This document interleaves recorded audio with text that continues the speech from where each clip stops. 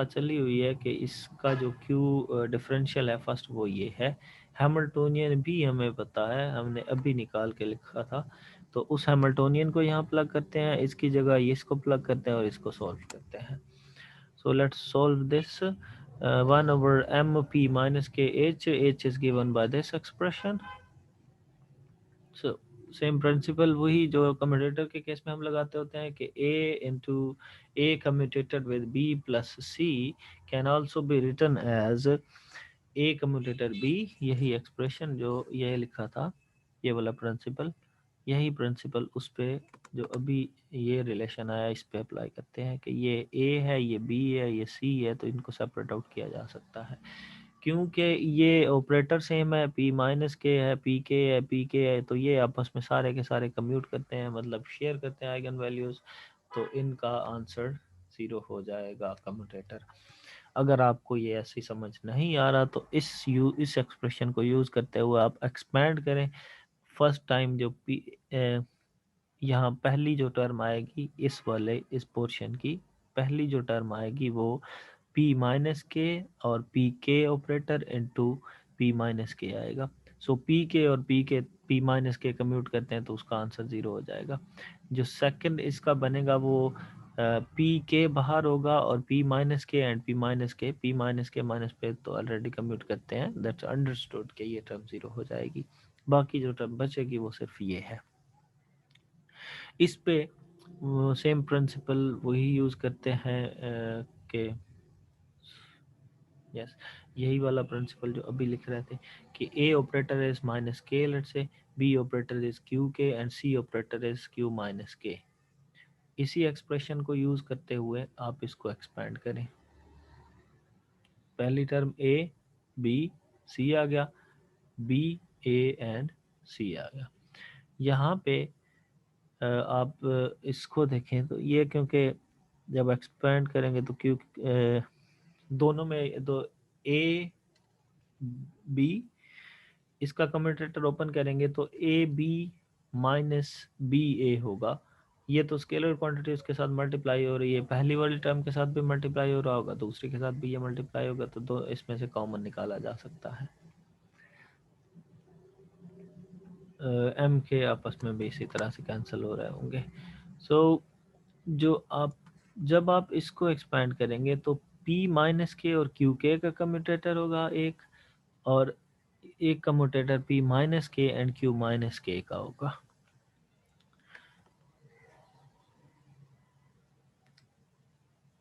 Yes और ये sorry ये जो m है इसको इधर ऊपर होना चाहिए, यहाँ नहीं है ये m यहाँ नहीं, इस टर्म के साथ ये मल्टीप्लाई हो रहा है।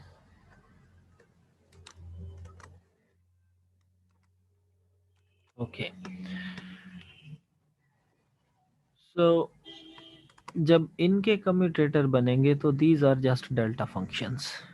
इक्वेशन आई थिंक वही 16 जो पहले थी उसी के कोरिस्पोंडिंगली ये डेल्टा फंक्शन हो जाएंगे। डेल्टा फंक्शन में आप इसको लिख दीजिए, इसको भी डेल्टा फंक्शन में लिख दीजिए। तो डेल्टा फंक्शन के साथ 1/2 ये तो ऑलरेडी पहले से आ रहा है, समेशन ओवर के delta function minus iota H bar of this thing omega के क्यू माइनस के, ये क्यू माइनस के ओमेगा के, यहाँ क्यू प्लस के ओमेगा के स्केयर ओमेगा के स्केयर, और इसका commutator minus iota H bar delta function of minus के एंड माइनस के। ये तो ऑलरेडी माइनस के का ही है तो ये 1 हो जाएगा। ये कंडीशन इम्पोज करेगा कि के को माइनस के इक्वल होना चाहिए। सो जहाँ माइनस के है उसको प्लस के साथ आप रिप्लेस कर दीजिए, इसमें रिप्लेस हो जाएगा। ये दोनों टर्म अगेन सेम है, इन दोनों को आप सम लीजिए तो minus iota H bar omega के स्क्वायर क्यू के है। इसी ये जो हमने कैलकुलेट किया है ये हम एक्चुअली में ये करना चाह रहे थे, इसकी कैलकुलेशन करना चाह रहे थे ना, तो इसमें यहाँ बैक प्लग करें।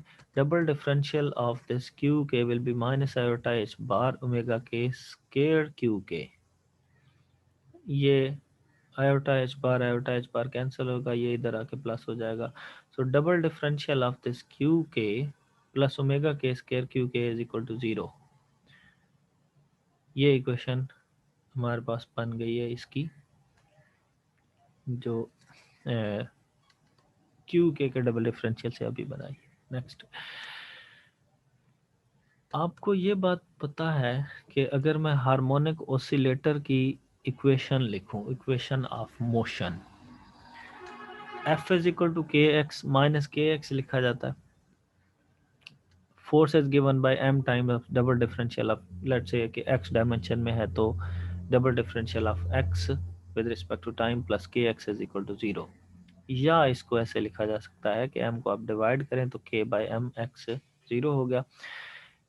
एक्स का double differential X double dot के साथ ये ओमेगा स्क्वायर है और एक्स है is equal to 0। Isn't it just identical to this equation?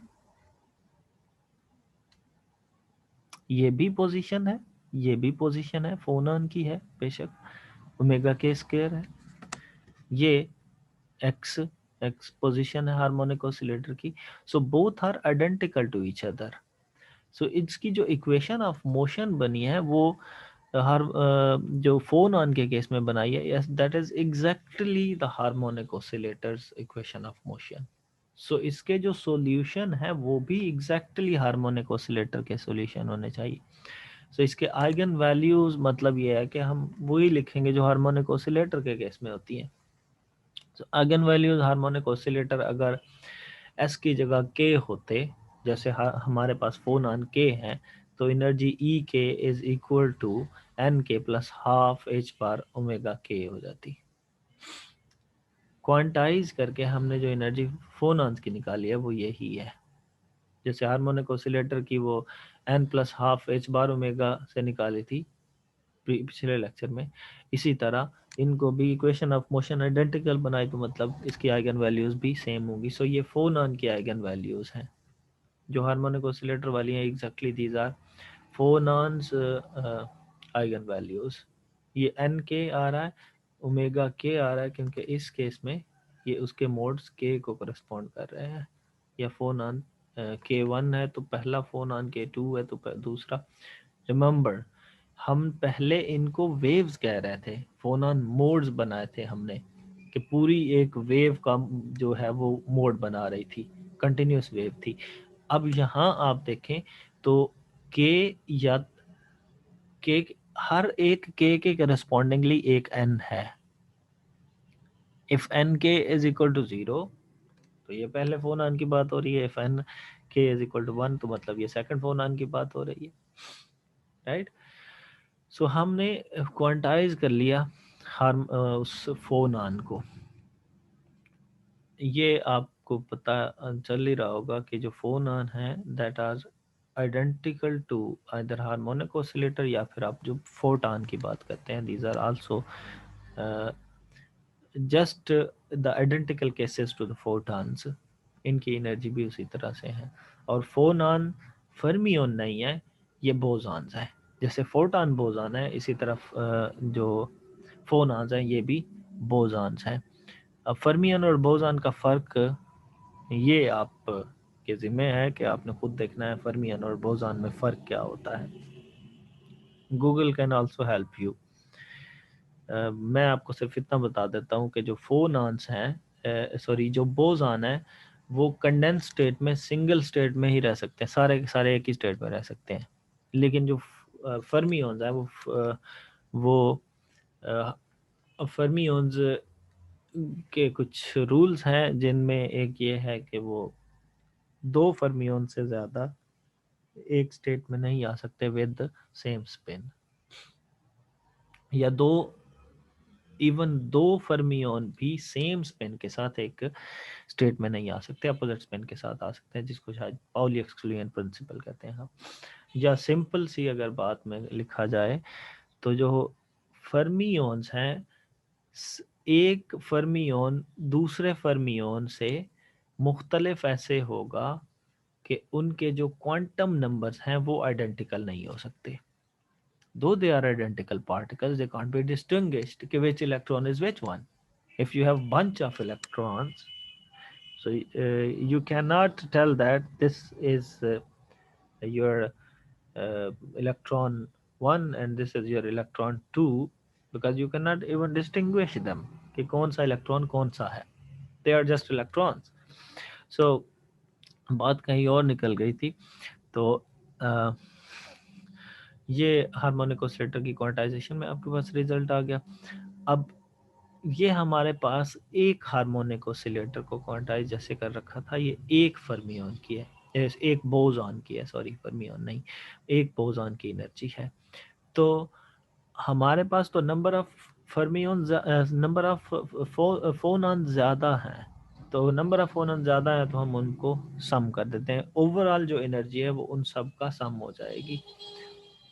जैसे हार्मोनिक ऑसिलेटर में सम हो रहा था, अगर एक हार्मोनिक ऑसिलेटर है पूरे सिस्टम में तो उसी एक की एनर्जी होगी, अगर दो हार्मोनिक ऑसिलेटर हैं तो उन दोनों की एनर्जी को मिला के टोटल एनर्जी निकाली जाएगी, अगर पांच हैं तो पांचों को मिला के उनकी एनर्जी निकाली जाएगी। सो इसी तरह जो फोनॉन्स हैं वो नंबर ऑफ फोनॉन ज़्यादा है तो उन फोनॉन्स को हम टोटल फोनॉन के साथ जो फोनॉन की एनर्जी है वो टोटल नंबर ऑफ फोनॉन की एनर्जी के सम के साथ निकाल लेंगे, हर एक इंडिविजुअल एनर्जी को सम करेंगे तो टोटल आपके पास एनर्जी आ जाएगी। This is your energy of the phonon या क्रिस्टल वाइब्रेशंस एनर्जी। अगर सिर्फ एक फोनॉन होता विद सम फ्रीक्वेंसी ओमेगा के तो ये के वन हो जाता, ये वन हो जाता। अगर उसकी हम फिर ग्राउंड स्टेट की बात करते तो एन जीरो होता। मतलब ये है कि अगर एक फोनॉन ग्राउंड स्टेट में हो तो उसकी एनर्जी ये जीरो प्लग करने से आ जाएगी, उसकी ground state energy 1/2 H bar omega के होगी। और अगर आप उसकी फर्स्ट एक्साइटेड स्टेट की एनर्जी निकालना चाहते हैं तो ये एन के वन हो जाएगा। मैं आपको यहाँ शो करवा देता हूँ कि अगर सिंगल फोनॉन है तो उसकी ये एनर्जी एच बार ओवर 2 ओमेगा के होगी। अगर आप इसकी फर्स्ट एक्साइटेड स्टेट की एनर्जी निकालना चाहते हैं तो ये एन के ये वाला 1 हो जाएगा।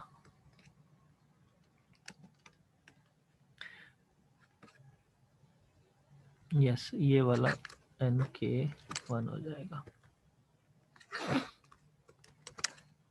इसको आप 1 प्लग करिए तो आपके पास फर्स्ट एक्साइटेड स्टेट की एनर्जी आ जाएगी, अगर 2 प्लग करें तो सेकंड आ जाएगी, इसी तरह से।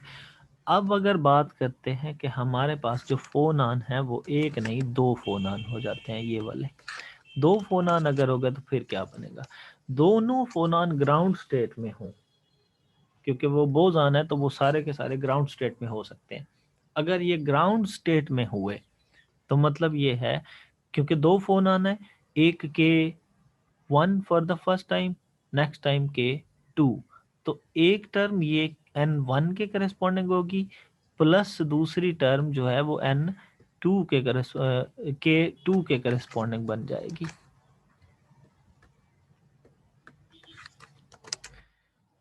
पहली k इज इक्वल टू 1 और सेम यही चीज आप यहाँ दोबारा सम में लिखेंगे, for k is equal to 2। अब अगर दोनों ग्राउंड स्टेट में हो, दोनों बोसॉन ग्राउंड स्टेट में हो तो पहले के लिए भी एन जीरो, दूसरे के लिए भी एन जीरो, तो एनर्जी जो है वो क्या बन जाएगी, half h bar omega plus half h bar omega, that is h bar omega. So अगर नंबर ऑफ फर्मियंस ये 1 के लिए था, नंबर ऑफ बोसॉन अगर या फोनॉन्स अगर दो हैं तो उनकी एनर्जी ये नहीं होगी बल्कि इससे एच बार ओमेगा के होगी, जो डेफिनेटली इससे ज़्यादा है। सो दो फर्मियन है तो उनकी ग्राउंड स्टेट एनर्जी 1 फर्मियन के कंपैरिजन में ज़्यादा है। Now your goal is to calculate for the first excited state of 2 phonons. अगर दो फोनॉन है तो उनकी फर्स्ट एक्साइटेड स्टेट एनर्जी कितनी होगी। हिंट ये है कि फर्स्ट एक्साइटेड स्टेट उनकी, अगर हम एन जो के 1 है उसके लिए एन के को 1 प्लग कर दें और दूसरे को 0 प्लग कर दें तो भी फर्स्ट एक्साइटेड स्टेट है, और अगर के 2 के लिए हम उसको 0 प्लग कर दें एन 2 को, तो इसको 1 प्लग कर दें तो भी फर्स्ट एक्साइटेड स्टेट है, देयर इज अ डिजेनरेसी। अब ये आपने खुद कैलकुलेट करनी है कि find the energy for ground and first excited state of two fermions. Keep in mind that these fermions are bosons, these phonons are bosons, not fermions. और ये आपने अपने रोल नंबर के साथ कमेंट सेक्शन में लिखना है। मतलब सबसे पहले आप लिखेंगे अपना रोल नंबर, जैसे किसी का अगर 111 रोल नंबर है, फिर उसके बाद आप जो एनर्जी निकाली है वो जस्ट आप लिख लेंगे कि ग्राउंड स्टेट के लिए मेरे पास एनर्जी मैंने इस तरह से कैलकुलेट की है तो ये आ गई है, फर्स्ट एक्साइटेड स्टेट के लिए मैंने कैलकुलेट किया है तो वो ये आ गई है। You don't need to show कि कैलकुलेशन मैंने किस तरह से परफॉर्म की है, आई डोंट नीड दैट। मैं एक्सपेक्ट नहीं कर रहा आपसे कि वो आप कमेंट सेक्शन में पूरा लिखें, आप सिर्फ ये बता दीजिए कि आपने एनर्जी निकाली है और कितनी आई है।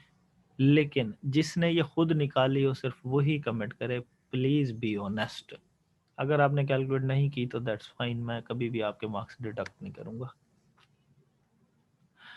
लेकिन मे बी मैं इसको आपके ग्रेडिंग में काउंट करूं, so you have to calculate it by yourself and place it in the comment section of this video.